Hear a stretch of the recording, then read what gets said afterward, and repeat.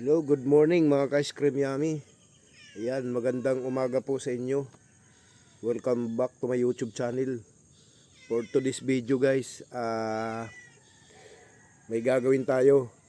Nakikita nyo tong ano na to, tong papaya. Ayan, nakikita nyo tong papaya na to guys. Ayan. Ayan o. Nakikita nyo to. Ayan. Wala na siyang kapag-asa guys. Wala nang pag-asa to na mamunga. Ang tawag dito ay yung lalaki na papaya guys. Lalaki na papaya to. Wala nang pag-asa to guys na mamunga pag ganito guys.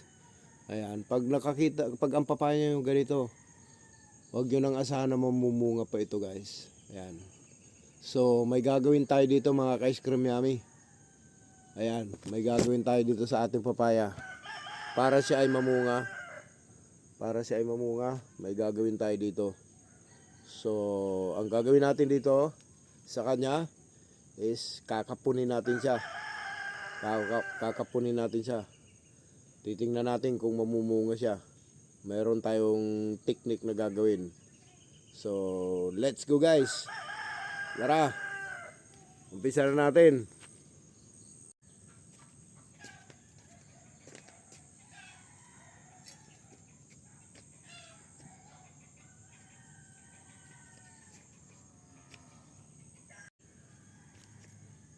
So guys, papaya nyo ba ay hindi namumunga? Ganito lang ang gawin nyo guys sa papaya nyo. Pag hindi namumunga at nakita nyo na ang bulaklak mahaba, yan ay lalaki. Yan, ganito lang gawin nyo guys sa papaya nyo. Nakikita nyo itong puno nya. Ayan. Butasan mo lang ito guys. Yan. Butasan nyo lang to.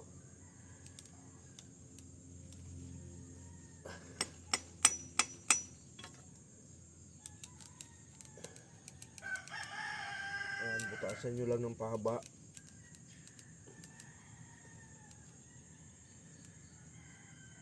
Bibigyan ko kayo ng ideya.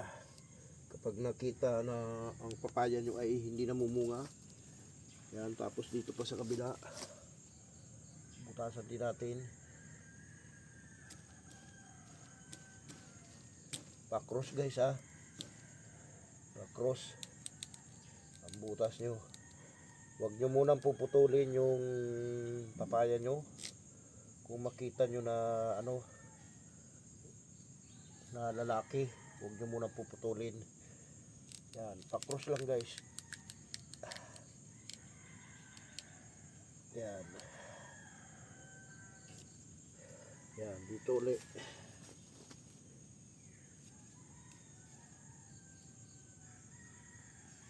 Pa-cross lang pahaba guys.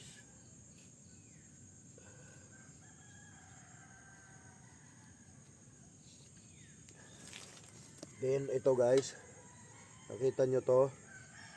Yan. Ito itutusok natin sa kanya dyan sa gitna. Yung pinaglagyan natin.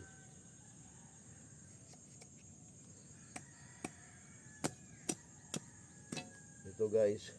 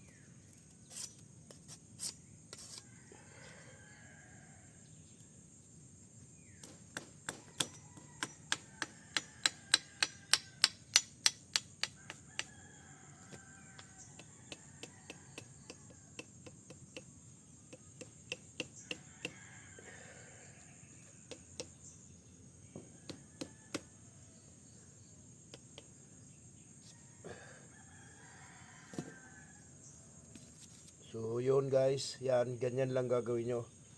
Ayan. Tingnan nyo. Ayan, ganyan lang gagawin nyo guys. Ganyan lang gagawin nyo. So, ayan. Ganyan lang gagawin nyo guys. Ayan. Kapag hindi namumunga yung papaya nyo, tusukan nyo lang, butasin nyo yung gitna ng puno nya. Then, ganyan ang gagawin nyo. Lagyan nyo siya ng cross. Ayan. Ayan. Ganyan lang gagawin nyo guys. Ayan. Tapos, antayin natin, wait natin na sa mga ilang weeks kung ano magiging resulta niya. So, ito yung papaya guys. Ayan. Wala nang kapag-asang mamunga to. Dahil sa ayan, dahil sa bulaklak niya na ganito. Pag ganito makita nyo ang papaya nyo, is lalaki yan guys. Lalaki yan. So, ganito guys, lalaki yan. Lalaki yan pag ganito ang papaya nyo. Ayan o, yung bulaklak na mga ganito. Lalaki yan. So, wag nyo munang puputulin kapag may ganito kayong papaya. Kapunin nyo yung mga ganitong papaya. Wag nyo munang puputulin yan guys. Ayan, yung ganitong papaya na namumulaklak ng ganito, kasi walang pagkapag-asa yan na yan ay mamunga pag ganyan. Ang ibig sabihin yan, lalaki yan. Pero wag nyo munang puputulin siya kasi maaring mamunga pa siya itong ganitong klaseng papaya. So tingnan nyo guys yung ginawa ko ulit. Ayan, wait lang ah. So ito yung ginawa natin. Ayan, ganyan lang guys. Ganyan lang gagawin nyo. Ayan, tutusukan nyo lang guys ha, pa-cross. Ayan. Ganyan lang gagawin nyo sa papaya nyo kung sakaling hindi mamunga. Ayan. Lalaki to, lalaki na papaya. Oh, ayan. Ayan ang mga bulaklak niya. Mga mahaba. So, wait lang natin after after 3 weeks. Antay natin ang resulta guys. Magbibideo uli ako ng another video. Ayan. Titingnan natin kung siya ay mamumunga. So maraming salamat guys. Thank you so much.